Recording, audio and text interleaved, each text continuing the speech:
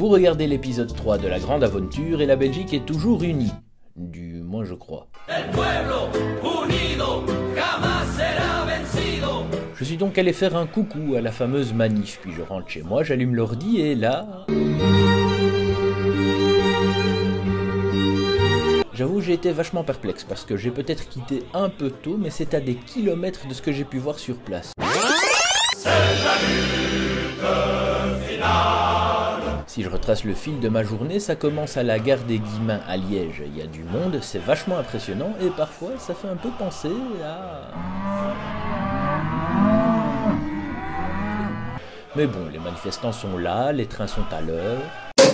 Et on parvient même à embarquer. Et là où je pensais que ça allait péter dans tous les sens et déjà être le brawl dans le train, eh ben...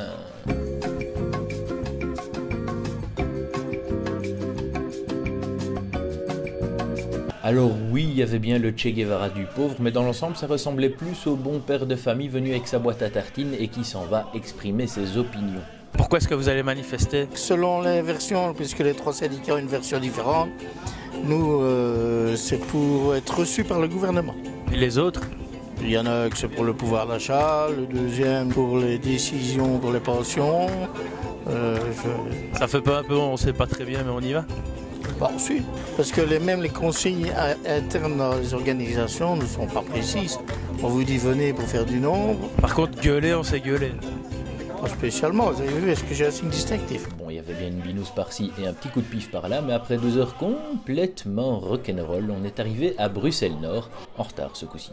En sortant du train, il y avait ceux qui avaient rien compris.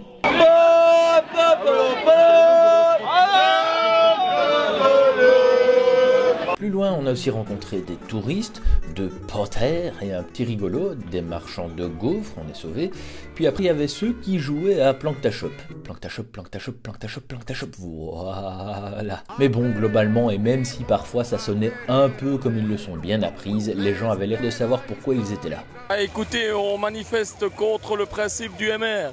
Si c'est la crise, vous pensez pas que justement se montrer solidaire, c'est se dire que tous, il va falloir faire ceinture? Mais tous, évidemment. Ce gouvernement est tout sauf égalitaire. Pas de taxe sur le capital, pas de taxe pour les riches, pas de taxe sur les transactions financières. C'est une honte, c'est honteux, c'est honteux, c'est honteux. Honteux, qu'on vous dit. Vous parlez français un petit peu? Peu. Vous êtes venu manifester contre quoi aujourd'hui? Contre pour les seniors. Moi passion. Moi tout.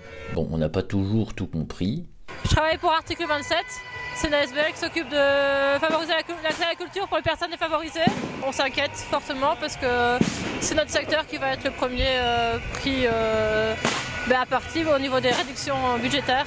Ça devient dur de travailler comme ça, dans ces conditions-là. Surtout que mon employeur ne veut pas m'indexer en plus. Et cette séquence était sponsorisée par le cours Florent. Mais on va continuer, c'est que le début, on est plus de 200 000 dans la rue aujourd'hui. Et donc selon la police, ils étaient au nombre de 3.